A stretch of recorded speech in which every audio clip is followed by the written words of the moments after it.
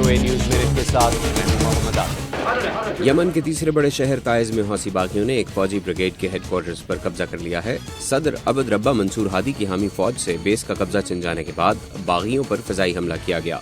इससे पहले सऊदी अरब ने यमन पर बमबारी खत्म करने का ऐलान करते हुए कहा था कि वो मसले के सियासी हल की हिमायत समेत बागियों को यमनी फौज के हथियार हासिल और इस्तेमाल करने से रोकेगा। फ्रांस में पुलिस ने एक 24 साल तालिब इल्म को चर्च पर मुसल्ला हमले की मंसूबाबंदी करने के इल्जाम में गिरफ्तार किया है, जबकि असले और बुलेट प्रूफ जैकेट समेत एक गाड़ी भी कब्जे में ली गई है। मुलजिम अल्जीरिया का शहरी है। और तालिबान ने बुध को ऐलान किया है कि मौसम बेहतर होने के बाद वो अफगानिस्तान में इस हफ्ते से अपने हमलों में इजाफा करेंगे। ये पहली दफा है कि इस मौसम में हमलों का मुकाबला करने के लिए नेटो अफवाज अफगानिस्तान में नहीं है और इसका मुकाबला खुद अफगान फौजों को करना है।